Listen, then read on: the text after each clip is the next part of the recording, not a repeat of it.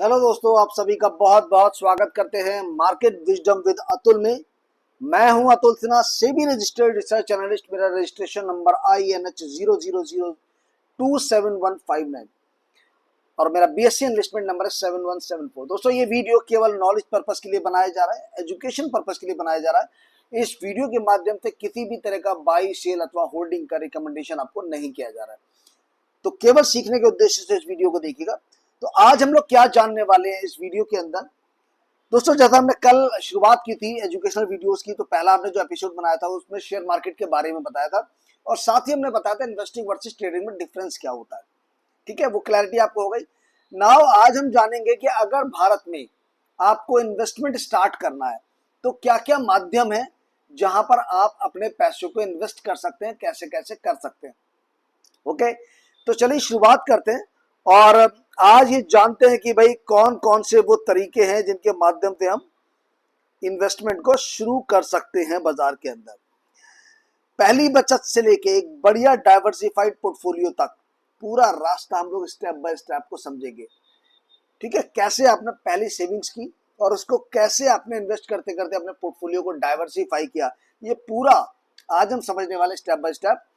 Goals क्या रहेंगे, आपने किस पर्पस के लिए आपको इन्वेस्टमेंट करना है, आपके गोल्स क्या है। पैन और केवाईसी जो आपको know your customer, demat account mandatory रहता है यहाँ पर आपके लिए।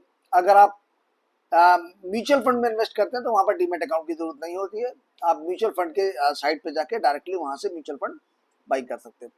SIP एंड डाइवर्सिफाई, ठीक है, SIP मतलब systematic investment plan. Okay,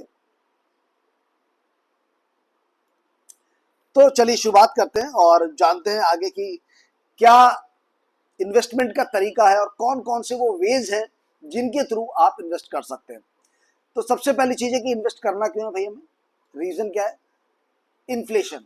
the main reason is the inflation. अगर आपके बैंक अकाउंट में कैश पड़ा है, ठीक है, या आपके घर में कैश रखा है, तो due to inflation every year, क्योंकि इन्फ्लेशन रेट लगभग 6% है, तो हर साल लगभग आपके पैसे की वैल्यू 6 रुपए घट रही है। मतलब मान के चलिए आज आपकी जेब में 100 रुपए पड़ा हुआ है, तो नेक्स्ट ईयर सेम डे वो 100 रुपीज की वैल्यू घट के 94 रुपीज रह जाएगी। ठीक है, मतलब जो चीज आज आप 100 रुपए में खरीद पा रहे हैं, उस चीज को खरीदने के लिए आपको 106 रुपए देने पड़ेंगे अगले साल। तो यानी कि आपका 6% वैल्यू इरोड हो गया, राइट। तो महंगाई चुपचाप आपके पड़े हुए पैसे की वैल्यू को कम कर देती है। 6% का इन्फ्लेशन रेट हम मान के चलते हैं, भारत में हर साल औसतन इतनी महंगाई बढ़ती है। ठीक है, और पैसे की जो वैल्यू है, जो आपका घर में रखा हुआ है, बैंक में पड़ा हुआ है, वो आपका ड्यू टू इन्फ्लेशन घटता रहता है। अब अगर आप सेविंग अकाउंट में भी आपका पैसा पड़ा हुआ है, तो उस पर जो आपके पैसे के अगेंस्ट इंटरेस्ट मिलता है वो 3 से 4% मिलता है। यानी कि मान लीजिए कि 100 रुपए आपके सेविंग अकाउंट में पड़े हैं, तो आपको इंटरेस्ट मिलेगा 4 रुपए, तो आपका हो गया 104 रुपए। बट इन्फ्लेशन है 6% का, तो आपकी जो इन्फ्लेशन की वैल्यू है वो 2% से कम हो गई। तो जो चीज आपको 100 रुपए में आज मिल रही है, अगले साल में उसके 6 में मिलेगी। लेकिन आपके सेविंग अकाउंट में तो 104 रुपए ही हुए, तो 2 रुपए का फिर भी आपको घाटा ही है। ठीक है, तो ये सेविंग अकाउंट है जहां पर आपको आमतौर पर 3 से 4% मैक्सिमम आपको इंटरेस्ट मिलता है। भारत में इक्विटी का लंबे समय का औसत रिटर्न जो है एनुअली, अगर हम मान के चले औसत रिटर्न की, तो वो तकरीबन 12 से 15% है। ये गारंटीड नहीं है, 15% से ज्यादा भी हो सकता है, कम भी हो सकता है। ठीक है, किसी ईयर में आपको हो सकता है कि माइनस में भी जाए, because due to the some global sentiments और वीकनेसेस जो मार्केट में आती है, उथल पुथल होती है, उसके चलते। बट ओवरऑल एवरेज की बात हो रही है। जब हम एवरेज की बात करते हैं तो हम 3+ ईयर की बात करते हैं कि भैया 3 साल से ज्यादा की बात करते हैं। तो हम वहां पर एवरेज की बात करते हैं कि भैया 3 साल से ज्यादा का समय है, तो आप वहां पर एवरेज मान लीजिए कि 1 साल में आपको नहीं बना या 2 साल में आपको नहीं बना, लेकिन तीसरे साल में आपको ज्यादा बन गया आपको। तो औसतन 12 से 15% आपका इक्विटी में बनता है, कम और ज्यादा वो depending on your time horizon के बेसिस पे। ठीक है, बट ये गारंटी नहीं है, याद रखिएगा, ये गारंटी नहीं है कि equity market subject to market risk. बात यह है कि सेविंग अकाउंट में पड़ा पैसा टाइम के साथ अपनी असली वैल्यू को खो देता है। इन्वेस्ट करना, चाहे वो छोटी हो या नियमित रूप से मतलब SIP के माध्यम से आप लगातार उसमें एक पर्टिकुलर टाइम फ्रेम में आप इन्वेस्ट करते जा रहे हैं, तो पैसा महंगाई से तेज बढ़ता है। ये एक तरीका है, उसको यूज तो करना पड़ेगा। आप यूज नहीं कर रहे हो तो पैसा आपका घट रहा है। ठीक है, फाइनेंशियल गोल सेट करना है आपको। पहला कि ये डिसाइड करना है कि आप किस लिए इन्वेस्ट कर रहे हैं, घर खरीदने के लिए, डाउन पेमेंट के लिए, रिटायरमेंट के लिए, बच्चों की पढ़ाई के लिए, या फिर बस पैसे को बढ़ाने के लिए, आपका पर्पस क्या है।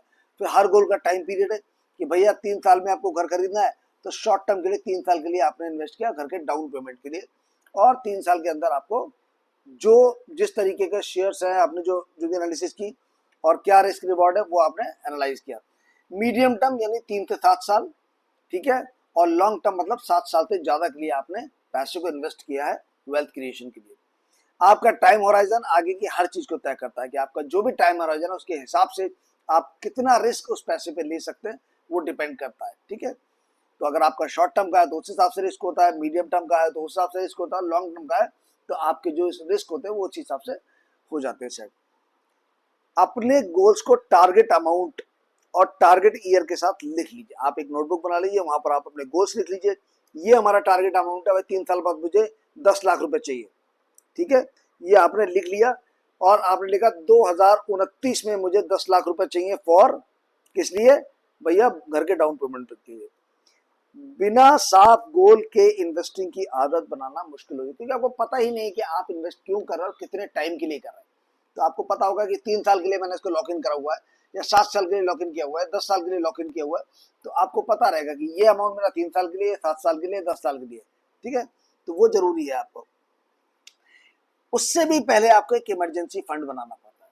इमरजेंसी फंड मतलब लगभग 6 महीने का, और अगर आपके पास थोड़ा सा एक्स्ट्रा है तो आप साल भर तक का इमरजेंसी फंड बना सकते हैं, क्योंकि मार्केट की अनसर्टेनिटीज बहुत ज्यादा होती है। आपने देखा है कि पिछले 2 साल से मार्केट कंप्लीटली साइडवेज जोन में चल रहा है, तो वहां पर बहुत ज्यादा पैसा नहीं पता। दूसरी चीज, जो इमरजेंसी फंड होता है उसका मेन कॉज होता है कि हारी बीमारी आ गई घर में, सडनली कहीं आपको जाना पड़ जाता है, किसी सीरियसली कुछ किसी इवेंट के लिए फंक्शन आ जाता है कोई, वहां पर आपको जरूरत पड़ जाती है, या आपका जॉब बाई चांस चला जाता है 2 4 6 महीने के लिए, तो आपको वो जो 6 महीने का एटलीस्ट फंड होगा वो आपको हेल्प करेगा। नहीं तो क्या होगा कि आपको जो इन्वेस्टमेंट अमाउंट है, जो इन्वेस्ट है आपका पैसा, उसको अनफॉर्चुनेटली लॉस के साथ बेचना पड़ेगा, ठीक है।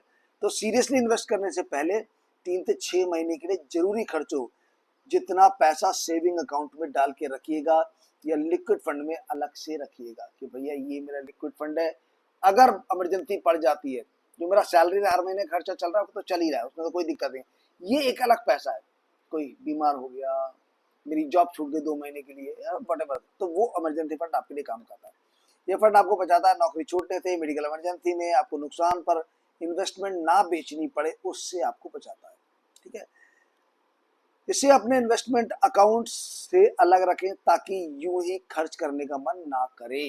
इसको अलग रखना होता है, ये ऐसा नहीं है कि आज गए बाजार और कुछ ना कुछ लेके चले आ रहे हैं क्योंकि ये पैसा अलग से लिक्विड में पड़ा हुआ है, नहीं, वो इमरजेंसी के लिए, उसको टच नहीं करना है, उसको सिर्फ इमरजेंसी के टाइम पर ही टच करना है। अदरवाइज आपको जैसे आपके सैलरीज के खर्चे निकल रहे हैं वैसे निकालना है।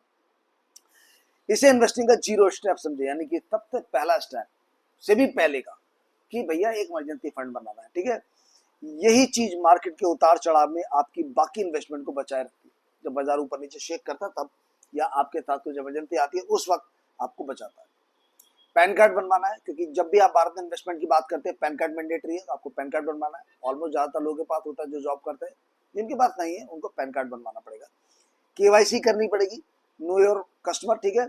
इंडिया में किसी भी इन्वेस्टमेंट या ट्रेडिंग अकाउंट के लिए PAN number, permanent account number होना जरूरी है। अपने पैन को Aadhaar, address proof of bank statement से ऑनलाइन केवाईसी कर ले, नो योर कस्टमर पूरा करें। अभी क्या हो रहा है, ज्यादातर ब्रोकर क्या करते हैं, जो म्यूचुअल फंड्स वगैरह प्लेटफॉर्म में, वो कुछ ही मिनटों में ऑनलाइन वीडियो के थ्रू केवाईसी करा लेते हैं कि मतलब आप अपना क्रेडिट कार्ड पकड़िए, आप अपना आधार कार्ड पकड़िए और वीडियो में आप उसको बोलिए, तो वो उसको एक वीडियो बना लेते हैं स्क्रीनशॉट, और वहां से वो आपका केवाईसी कर देते हैं, ठीक है। क्योंकि हालांकि पैन नंबर तो एक ही होता है, अब तो मतलब पहले लोग दो पैन नंबर बनवाते थे, लेकिन अब वो सिस्टम नहीं है। गवर्नमेंट ने बहुत ही क्लैरिटी कर दी है, एक आदमी के पास एक ही पैन नंबर। तो आपके जो पैन नंबर और जो मोबाइल नंबर है कि आपने दो दो अलग अलग मोबाइल नंबर है, तो आपको क्या करना है, जो लिंक्ड मोबाइल नंबर है आपका आधार पैन से, उसी मोबाइल नंबर को आपको सारे जो अकाउंट्स है उनमें आपका यूज होगा। वो अब ऐसा नहीं है कि आपने, क्योंकि जब केवाईसी होती है तो मोबाइल वेरिफिकेशन भी होता है, तो वहां पर तो आपका जितने भी आपने 2 या 3 या 4 जितने भी ब्रोकर के साथ डीमैट अकाउंट खोले उसमें सेम पैन नंबर और सेम मोबाइल नंबर आपका चलेगा, जो कि आधार लिंक्ड रहेगा। डीमैट और ट्रेडिंग अकाउंट खोलने पड़ते हैं आपको। डीमैट अकाउंट क्या होता है? डिजिटल फॉर्मेट में आपके शेयर्स, बॉन्ड, सॉवरेन बॉन्ड्स हो गए, शेयर्स हो गए, म्यूचुअल फंड हो गए, वो सारे आपके डीमैट अकाउंट में। और ट्रेडिंग अकाउंट में क्या होता है? आप बाई सेल करते हो। म्यूचुअल फंड के लिए जरूरी नहीं है आपको डीमैट खोलना। म्यूचुअल फंड के लिए आप म्यूचुअल फंड की साइट से डायरेक्टली आप जो है वो उनकी ऐप से जाकर डायरेक्टली इन्वेस्ट कर सकते हैं। तो यहाँ पर है डीमैट अकाउंट। डीमैट अकाउंट अपने शेयर्स और सिक्योरिटीज को इलेक्ट्रॉनिक फॉर्म में रखते हैं, ठीक है, डीमैटलाइजेशन जिसको बोलते हैं। और ट्रेडिंग अकाउंट क्या करता है? ये आपको बाई सेल करने देता है, यानी यहाँ पर आप किसी भी शेयर को खरीदते या बेचते हैं। उसके बाद आपको जब ब्रोकर चूज करना है तो कोई भी ये मत देखिएगा सस्ता या महंगा, आपको ये सबसे पहली चीज देखनी है कि वो सेबी रजिस्टर्ड है या नहीं। सेबी रजिस्टर्ड एक ब्रोकर चुनना है आपको। ब्रोकरेज की फीस को आपको वैलिडेट करना है कि भाई फीस ज़्यादा तो नहीं है, क्योंकि वो बहुत ही साइलेंटली आपके प्रॉफिट को इरेज करती है। तो ब्रोकरेज फीस को देख लीजिएगा। अकाउंट का मेंटेनेंस चार्ज होते हैं जनरली एनुअली, तो एनुअल मेंटेनेंस चार्ज उसको जरूर कंफर्म कर लीजिएगा कि भैया आपके यहाँ एनुअल मेंटेनेंस चार्ज कितने हैं। और ऐप कितना आसान है, उससे भी बड़ा कि जहां पर आप बाई सेल कर रहे हैं वो कितना यूजर फ्रेंडली है। जितना ज्यादा यूजर फ्रेंडली होगा उतना ही आपको ट्रेडिंग में आसानी रहती है। ये सब कंपेयर करें और उसके बाद ही ब्रोकर को अपने चुने और अकाउंट खोलें। दो तरीके के ब्रोकर हैं, फुल सर्विस ब्रोकर और discount broker. Full service broker क्या है? ये आपको रिसर्च वगैरह भी प्रोवाइड कराते हैं, सलाह देते हैं, इन्वेस्टमेंट टिप्स देते हैं कि कहाँ पर कौन से स्टॉक में बाई बन रही है, कहाँ पर सेलिंग बन रही है। तो वो अपनी पूरी रिसर्च रिपोर्ट्स आपके साथ शेयर करते हैं, जो भी उनके अकाउंट होल्डर्स होते हैं। डिस्काउंट ब्रोकर क्या होता है? ये कोई रिसर्च रिपोर्ट आपको शेयर नहीं करते, ये कहते हैं भैया आप अकाउंट खोलो और अपने आप सेल्फ से ट्रेड करो। और उसी एवज में चूंकि वो रिसर्च रिपोर्ट शेयर नहीं करते हैं, तो वो क्या करते हैं? आपको एक डिस्काउंट ब्रोकर, यानी कि जो फुल सर्विस ब्रोकर है उसके मुकाबले उनका जो ब्रोकरेज होता है वो कम होता है। लाइक ग्रो, जीरोधा, ये सभी डिस्काउंट ब्रोकर है, ठीक है। तो डिस्काउंट और शेर खान हो गया, मोतीलाल ओसवाल वगैरह हो गया, एंजल वन हो गए, ये सारे फुल सर्विस ब्रोकर कहलाए जाते हैं, ठीक है। तो फुल सर्विस ब्रोकर क्या है? एंजल वन और शेर खान, या फिर आप ले लीजिए मोतीलाल ओसवाल, ठीक है। ये सब फुल सर्विस ब्रोकर है,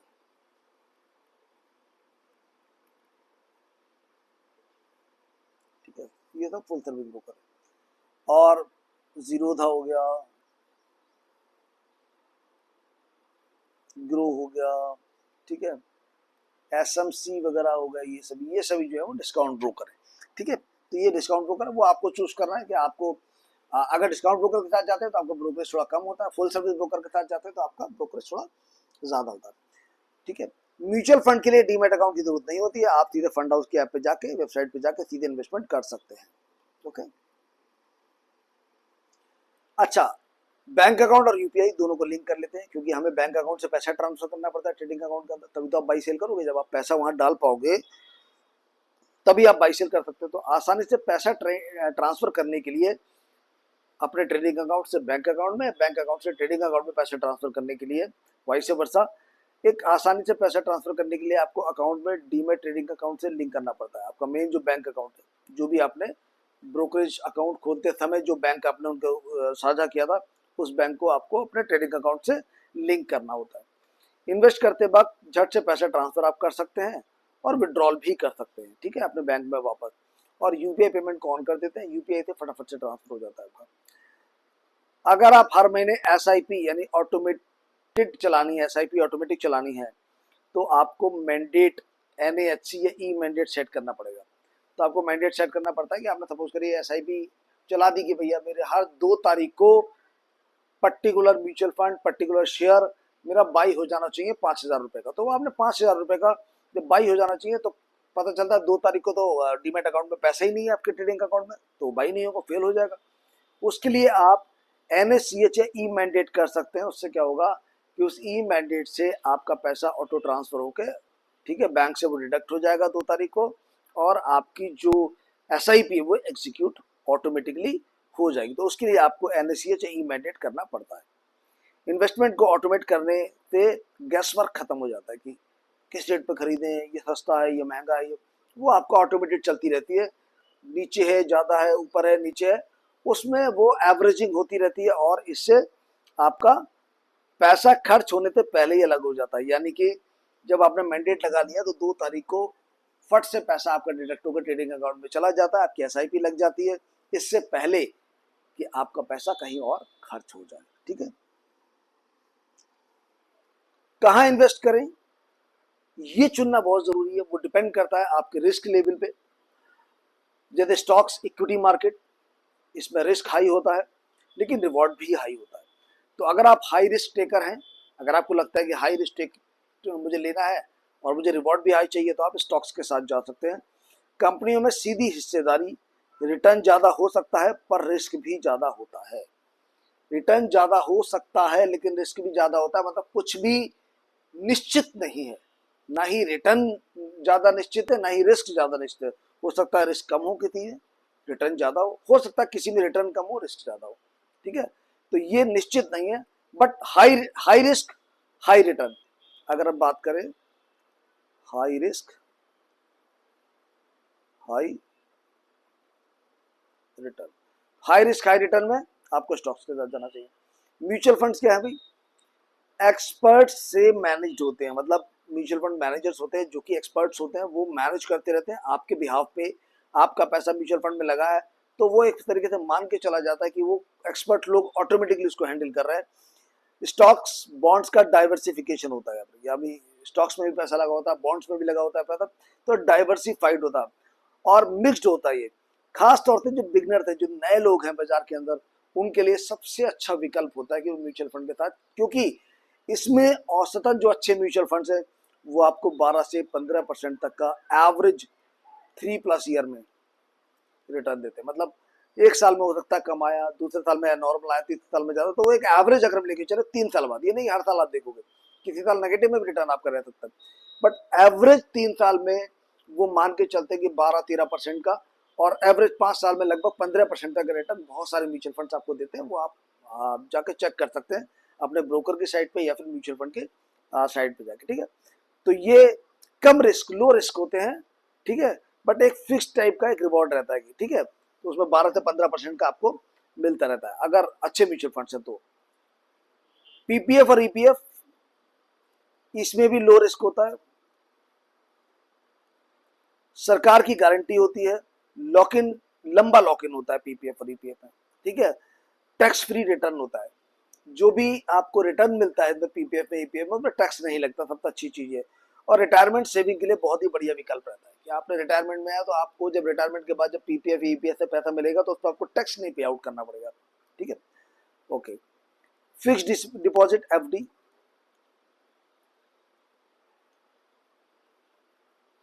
तो एफडी में क्या है, बैंक गारंटी वाला फिक्स डिपॉजिट सेफ है जिसमें बैंक की गारंटी होती है, पर रिटर्न महंगाई को मुश्किल से ही मात दे पाता है। ठीक है, तो एफडी में जो रिटर्न है वो 6% मुश्किल से ही जा पाता है, वो भी लगभग 4%, 4.5% का आपको रिटर्न एफडी देता है आज की तारीख में। ठीक है, तो ये मान के चलिए कि एफडी में भी जो समय पहले था कि 10 साल में आपका 7 साल में 8 साल में आपका पैसा दोगुना होता था, वो अब ऐसा नहीं होता है। तो एफडी में इन्फ्लेशन से कम ही रिटर्न आपको मिलता है, बट इसमें क्या होता है, रिस्क बहुत कम होता है एफडी के अंदर। ओके, गोल्ड डिपॉजिट या सॉवरेन गोल्ड या फिर गोल्ड ईटीएफ वगैरह है, वो बेसिकली महंगाई और करेंसी के रिस्क से बचाते हैं, करेंसी और महंगाई के रिस्क से बचाते हैं सॉवरेन बॉन्ड्स या फिर आपका गोल्ड ईटीएफ, तो ये मीडियम रिस्क रहता है इसमें।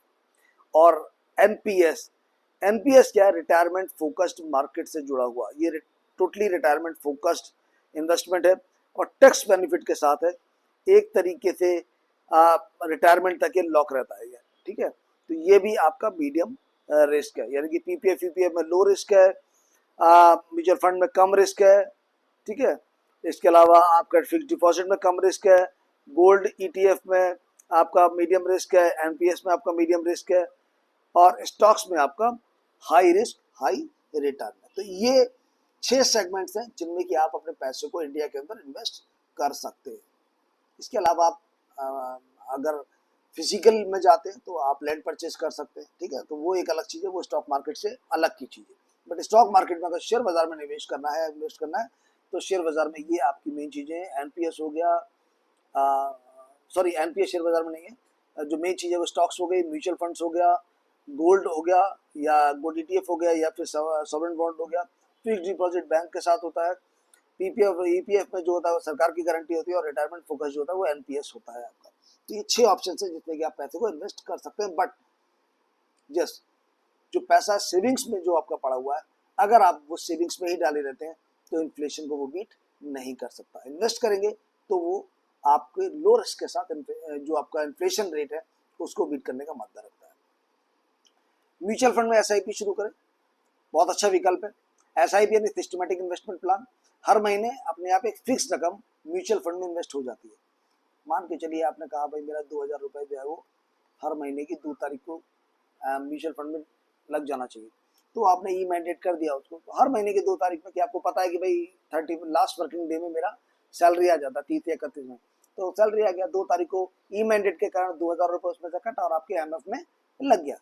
That's all. आपको कुछ ना देखना है ना करना है, आपको बस जब आपने म्यूचुअल फंड चूज किया था तब उस वक्त पहली बार आपको पूरी तरीके से गारंटी करनी है। उसके बाद आपने कहा कि भाई मेरा 2 साल के लिए इसमें ई मैंडेट चालू रहना चाहिए, तो 2 साल तक लगातार वो ऑटोमेटिकली एसआईपी लगती रहेगी 2-2 हज़ार रुपए की, 2-2 हज़ार रुपए की, and you don't need to be worry about that.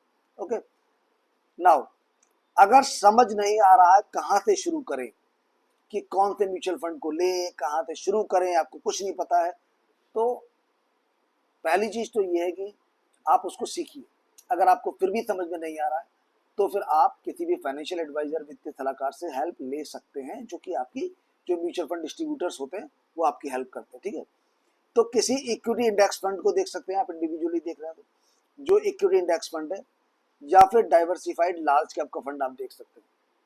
तो उसमें क्या है कि, और उसको उसको कंपेयर कर सकते हैं कि भाई 3 साल का एवरेज इनका रिटर्न कितना है, 5 साल का एवरेज इनका रिटर्न कितना है, इस कंपनी का 3 साल का एवरेज रिटर्न कौन सा है, और फिर उसमें देखिएगा कि इस म्यूचुअल फंड में जो फंड मैनेजर है उन्होंने कौन कौन सी जगह पे पैसा लगा के रखा हुआ है, वो सारा डिटेल आपको उस म्यूचुअल फंड में डिटेल देखने को मिलता है।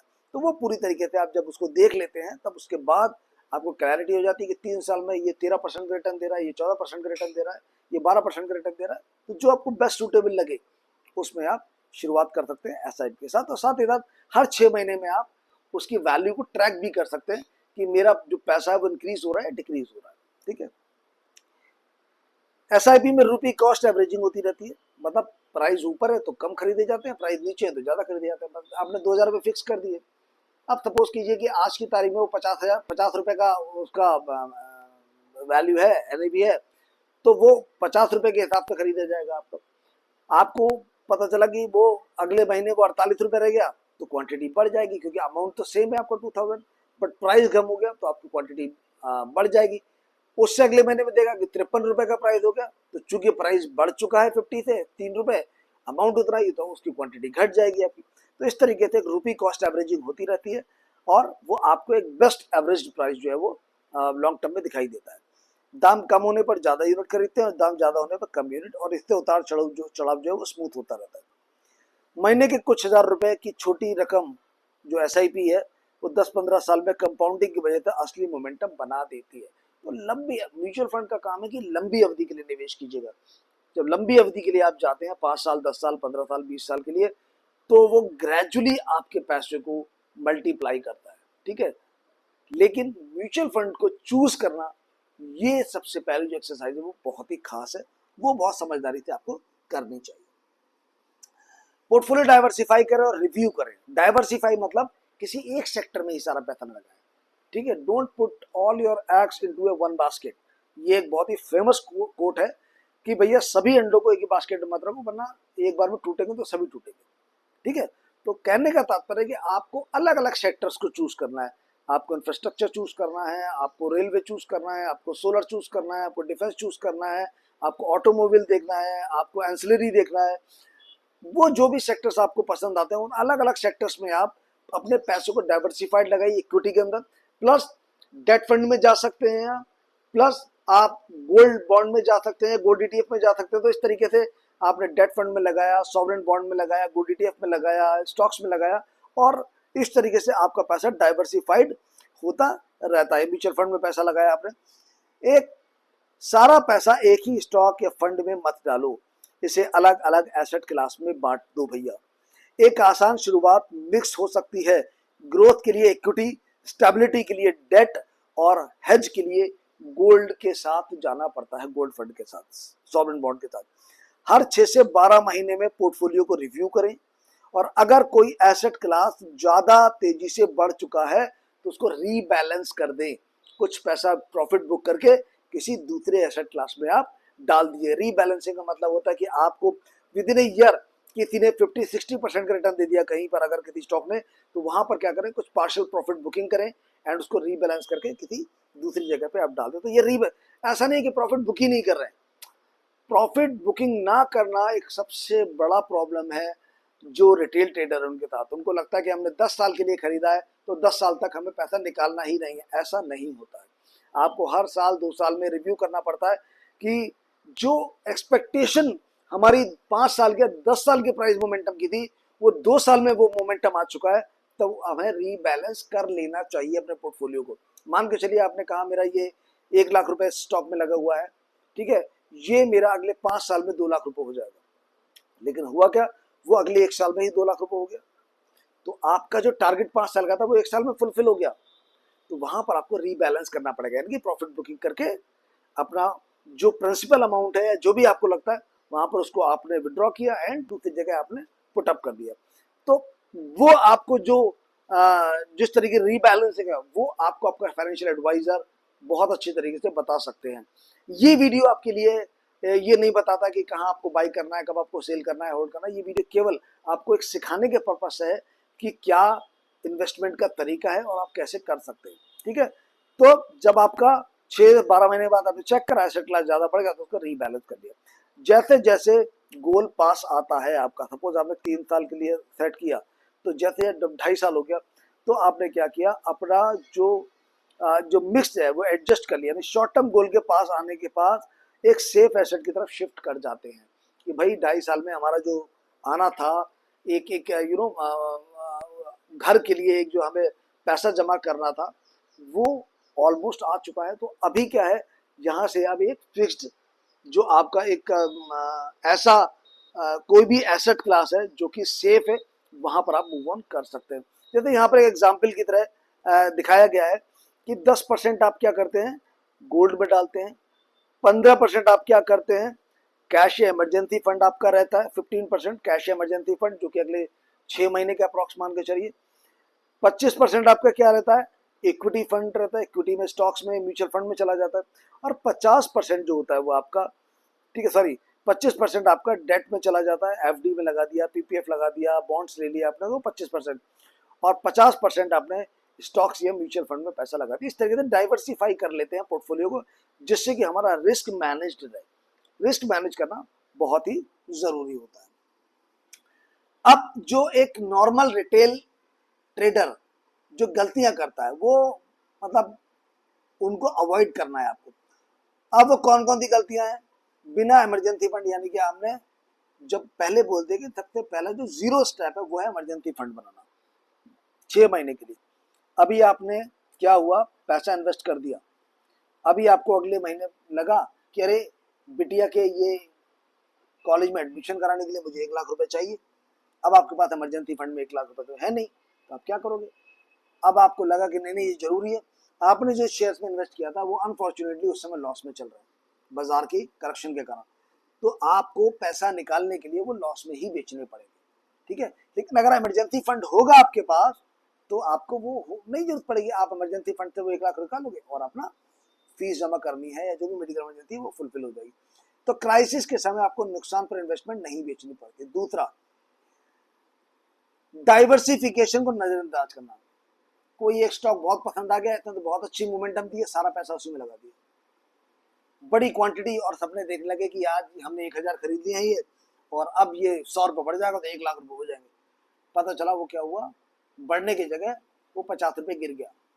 तो क्या होता है, डाइवर्सिफिकेशन आपने नहीं किया, आपको उस सेक्टर में कोई प्रॉब्लम आ गई, उस सेक्टर में कोई क्राइसिस आ गया, ठीक है, तो क्या हुआ, उस सेक्टर की सभी कंपनी में, तो आपने उस सेक्टर की 4 कंपनी में पैसा लगा रखा था, एक ही सेक्टर की, एक ही सेक्टर की 4 कंपनी में जब पैसा लगा रखा है, तो अगर उस सेक्टर में कोई ग्लोबल क्राइसिस आ जाता है, कोई नेशनल लेवल पे क्राइसिस आ जाता है, तो वो चारों की चारों कंपनी थी आपको लॉस देंगी। तो बेहतर ये है कि आपको अपने पैसों को डाइवर्सिफाइड करना है डिफरेंट डिफरेंट सेक्टर से, ताकि अगर एक सेक्टर गिर रहा है तो दूसरा सेक्टर बढ़ के उस चीज को मैनेज करे, बैलेंस करे। तो डाइवर्सिफिकेशन बहुत ही जरूरी है। एक ही स्टॉक या एक ही सेक्टर में सारा पैसा लगाने से रिस्क बेवजह कई गुना बढ़ जाता है। फीस और टैक्स को नजरअंदाज करना, भाई आपको हर साल आपको पता है कि अगर आप लॉन्ग टर्म इन्वेस्टमेंट कर रहे हैं तो आपको LTCG लगता है 12 महीने के बाद अगर आपने होल्ड किया हुआ है, और अगर आपने शॉर्ट टर्म इन्वेस्टमेंट किया तो आपको STCG लगता है। STCG 15% और LTCG लगभग 10% अप्रॉक्स है, इसको कंफर्म कर लीजिएगा, ठीक है। साथ ही साथ जो ब्रोकरेज है आपका, जो एक्सचेंज रेशियो है आपका, ये सभी बहुत ही साइलेंट किलर हैं आपके प्रॉफिट के। तो चूंकि साइलेंट किलर है तो इनको नजरअंदाज नहीं करना है, इन पर बहुत पैनी नजर रखनी है कि कहाँ पर हमें कितना प्रॉफिट बन रहा है, उसमें एसेट एक्सचेंज रेशियो कितना जाएगा, ब्रोकरेज कितना जा रहा है और कैपिटल गेन टैक्स कितना जाएगा, उन सबको डिटेक्ट करके तब आपको अपना एक्चुअल प्रॉफिट दिखाई देगा, ठीक है। तो वो जरूर देखना होता है, उसको उसको ध्यान नहीं रखते रिटेल ट्रेडर। पुराने परफॉर्मेंस या हॉट टिप्स के पीछे भागना, किसी ने अपने बराबर में बैठा था, भाई ये स्टॉक बहुत अच्छा है, इसको खरीद ले, पैसा तेरा 6 महीने में दुगना या 3 महीने में दुगना। तो भाई बंदा क्या, अरे मेरा बहुत अच्छा दोस्त है ये गलत क्यों बताएगा, और उसने खरीद लिया। पता चला जो पैसा आपने 6 महीने में दुगने के लिए लगाया था वो 6 महीने में आधा रह गया, ठीक है। दूसरी चीज, आपको व्हाट्सएप पे कुछ आ गया, आपको मेल पे आ गया, किसी ने फोन पे आपको बता दिया, तो आप बिना सोचे समझे आपने क्या किया, वहां पर निवेश कर दिया। तो ये हॉट टिप्स को फॉलो नहीं करना है। पुराने परफॉर्मेंस के भैया इतने पिछले साल 100% रिटर्न दिया, मतलब जो 500 का था 1000 हो गया, तो क्या जरूरी है अगले साल भी वो आपको 100% का रिटर्न दे? नहीं ना, ऑलरेडी 100% दे चुका है वो पिछले एक साल के अंदर। तो now why you are following that stocks की जो ऑलरेडी पास्ट में बहुत ज्यादा गेन कर चुके हैं, ठीक है। तो वो फ्यूचर में भी गेन करें, उसका कोई शॉर्ट अश्योरिटी नहीं है, ठीक है। तो पुराने परफॉर्मेंस को देख के आपको इन्वेस्ट नहीं करना है, आपको देखना प्रेजेंटली कंपनी कैसा परफॉर्म कर रही है, उसका प्राइस अंडर वैल्यूड है, ओवर वैल्यूड है। टेक्निकल अगर एनालिस्ट है तो कंपनी के चार्ट्स क्या इंडिकेट कर रहे हैं, क्या अप ब्रेकआउट आ रहा है, डाउन ब्रेकआउट आ रहा है, वो सभी चीजें देखने के बाद आपको निवेश करना है। किसी भी तरह से पुराने परफॉर्मेंस या हॉट टिप्स के पीछे नहीं भागना। कल का टॉप फंड शायद ही आज दोबारा रिपीट हो, इसकी वजह आपको फंडामेंटल चेक करने चाहिए, ठीक है। चाहे वो फंड हो, चाहे वो स्टॉक्स हो, चाहे वो कुछ भी, ठीक है। मार्केट टाइम करने की कोशिश करता है। मार्केट टाइम मतलब वो चाहता है कि बिल्कुल बॉटम आ जाए तब खरीदूं और बिल्कुल पीक पे पहुंच जाए तब बेचूं। बड़े से बड़ा एक्सपर्ट भी ये करने में सफल नहीं हो पाता है कि वो एब्सोल्यूट पीक पे बेचे और एब्सोल्यूट बॉटम पे बेचे, खरीदे, ठीक है। तो आपको मार्केट टाइम नहीं करना है, और आपको क्या करना है, जब बाजार इंडिकेशन देता है कि अब इसका वैल्यू जो होता है वो फेयर है, हो सकता है उसके नीचे और चला जाए थोड़ा सा, बट जब फेयर वैल्यू वहां से आपको SIP स्टार्ट कर देनी चाहिए कायदे में। और जैसे जैसे बॉटम फॉर्मेशन होता है, जैसे जैसे, तो वहां पर आप SIP करके अब आपको पता चलेगा कि ये बॉटम फॉर्म हो गया है, अब यहाँ से धीरे धीरे रिवर्स करेगा। तो आपको एक तरीके से ये काम करना पड़ता है कि आप ना तो टॉप बिल्कुल एब्सोल्यूट टॉप पे बेच सकते हैं, ना ही एब्सोल्यूट बॉटम पे खरीद सकते हैं। तो आपको अपना रिस्क रिवॉर्ड दोनों ही मैनेज करके टॉप पे कहाँ पर ऐसे लगा के आपको पोजीशन को होल्ड करना है, और बॉटम पे कहाँ पर आपका स्टॉप लॉस रहेगा और वहां से आपको बाई स्टार्ट करना है, ये आपको देखना पड़ेगा। मार्केट गिरने पर SIP बंद कर देना। अब हम लोगों ने SIP लगाई और जैसे ही मार्केट गिरा, जैसे ही मार्केट गिरना शुरू जैसे ही मार्केट गिरना शुरू हुआ तो हमने SIP जो है वो बंद कर दी, ठीक है। वो हमारी SIP बंद हो गई, और उसके बाद क्या हुआ, हमें जो हमारा इन्वेस्टमेंट था उसमें हमें लॉस नजर आने लगा, ठीक है। तो ये चीज है, तो वो हमें SIP बंद नहीं करनी है। मार्केट गिरने के साथ साथ वही बेहतर समय होता है जब रुपी कॉस्ट एवरेजिंग होती है आपकी, और आप एक बड़े फायदे की तरफ आगे चलते हैं जब बुल मार्केट आता है। जानना जरूरी है कि इन रेगुलेटर्स को जानने की आपकी सुरक्षा करते हैं। कौन कौन से रेगुलेटर्स हो गए मेन, पहला SEBI security exchange board of India, दूसरा RBI reserve bank of India, और तीसरा AMFI association of mutual funds in India. ये तीनों हैं, ठीक है। Security exchange board of India stock market broker mutual fund को रेगुलेट करता है, स्टॉक मार्केट ब्रोकर्स हो गए, म्यूचुअल फंड को रेगुलेट करता है ताकि जो कॉमन इन्वेस्टर है उसके हितों की रक्षा हो सके। RBI reserve bank of India बैंकों, FDs और ब्याज दरों को प्रभावित करने वाली मॉनेटरी पॉलिसी की निगरानी करती है। और आपने सुना होगा कि मॉनेटरी पॉलिसीज होती है, रेपो रेट घटाए या रेपो रेट कम हो गए या बढ़ गए, तो वो जो मॉनेटरी पॉलिसी होती है वो हर एक ऑल्टरनेटिव 2-2 3-3 महीने में जो आरबीआई है वो करता रहता है।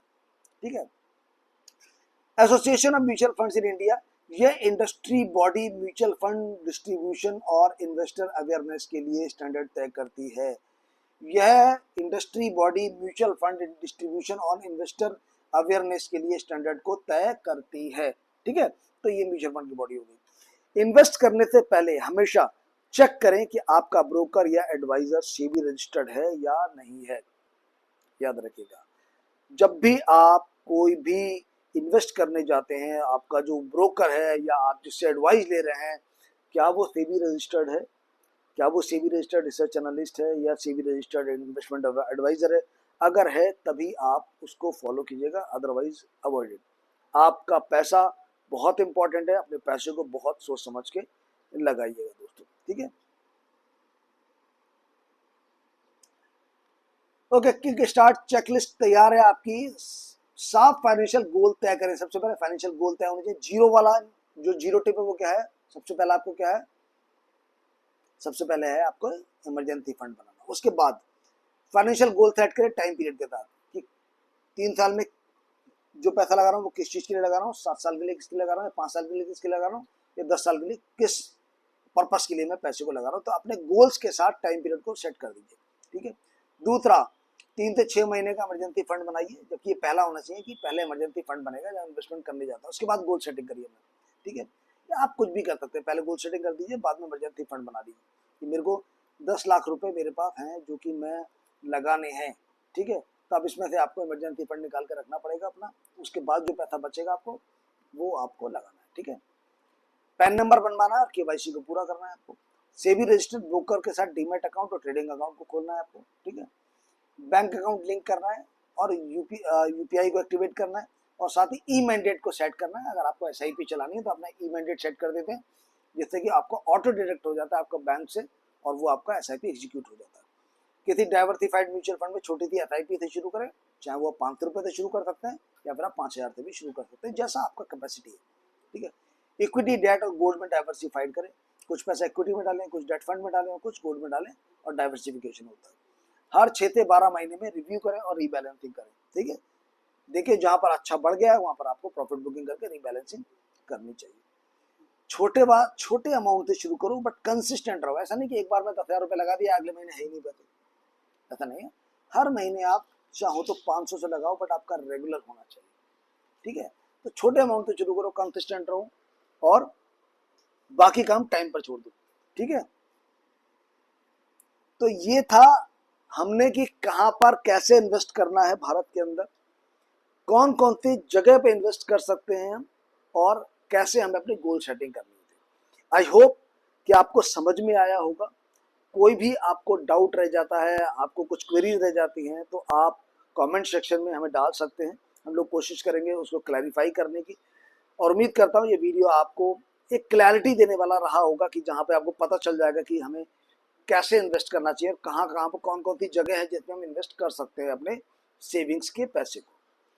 अगले वीडियो में फिर मुलाकात करता हूँ। अगर ये वीडियो आपको पसंद आया हो तो लाइक शेयर कीजिएगा, अपने फैमिली फ्रेंड के साथ जरूर साझा कीजिएगा, और अगर आप हमारे साथ स्टॉक मार्केट की एजुकेशन जर्नी में जुड़ना चाहते हैं तो आप हमारे चैनल को अभी सब्सक्राइब करके बेल आइकन प्रेस कर लीजिएगा, जिससे आने वाले हर वीडियो की नोटिफिकेशन आपको मिलते रहे। तो मिलता हूँ अपने आप अगले वीडियो में कुछ नए टॉपिक के साथ, कुछ नए इन्फॉर्मेशन के साथ। तब तक के लिए अपना ध्यान रखिएगा। नमस्कार दोस्तों।